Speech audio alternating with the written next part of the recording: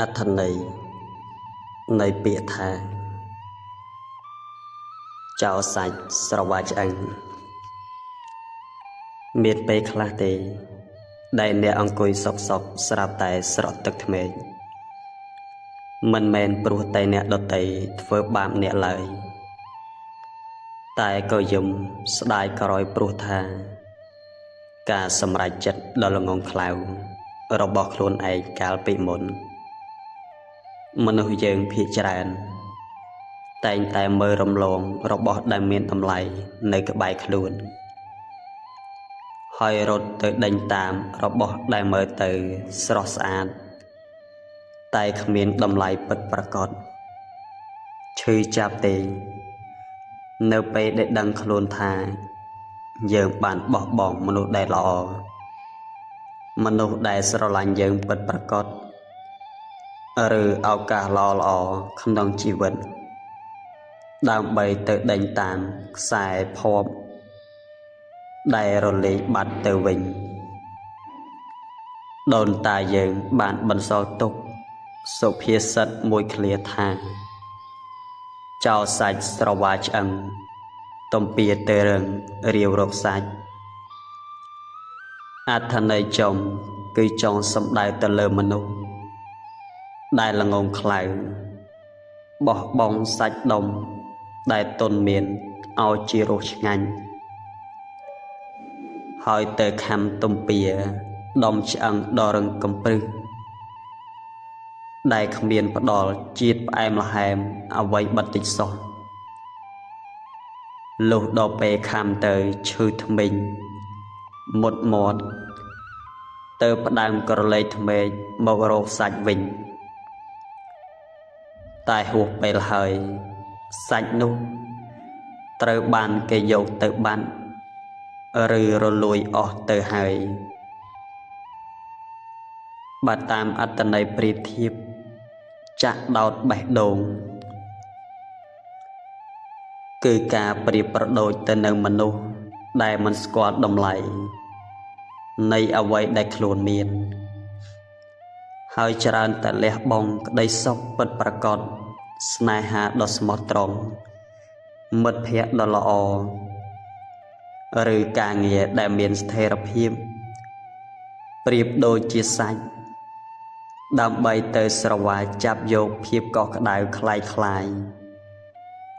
មនុស្សសំដែងក្បត់ចិត្តឬលៀបសក្ការៈខុសច្បាប់ដែលមើលទៅល្អ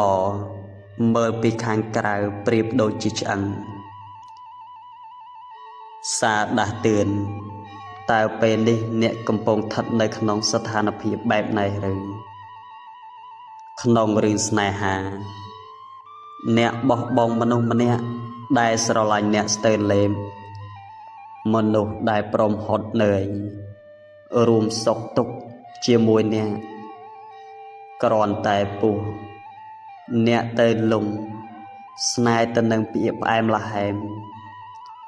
និងសម្រស់ខាងក្រៅរបស់អ្នកថ្មីលុះពេលគេបោកប្រាស់គេធ្វើបាបទើបអ្នកមកអង្គុយនៅឃើញមនុស្សចាស់ដែលល្អទៅនឹងអ្នកតើវាយឺតពេលទេឬក្នុងរឿងជីវិតវិញអ្នកមានគ្រួសារដ៏កក់ក្ដៅមានឪពុកដែលចាំបារម្ភប៉ុន្តែអ្នកបែរជាចំណាយពេលភាគច្រើនទៅសប្បាយហឺហាជាមួយមិត្តភាពមិត្តភក្តិស៊ីផឹកបោះបង់ពេលវេលាជាមួយគ្រួសារចោលលុះដល់ពេលជួបគ្រោះថ្នាក់មិត្តភក្តិរត់ចោលអស់សល់តែឪពុកម្ដាយដែលជួយទាំងស្រក់ទឹកក្មេងទើបដឹងថាខ្លួនឯងស្រវាឆ្អឹងចោលសាច់ប៉ុណ្ណាឈប់បោកប្រាស់បេះដូងខ្លួនឯងទៅទៀតទៅកុំចាំបាច់តន់តែបាត់បង់ទើបដឹងថាវាមានតម្លៃកុំចំតន់តែទំពាទៅរឹងធ្លាឈាមតាមទំនេរថ្មិញទើបនៅស្ដាយសាច់ទុននោះ បើបច្ចុប្បន្នអ្នកកំពុងមានមនុស្សល្អនៅក្បែរខ្លួនមានឱកាសល្អនៅក្នុងដៃសូមថែរក្សាពួកគេឲ្យបានល្អបំផុត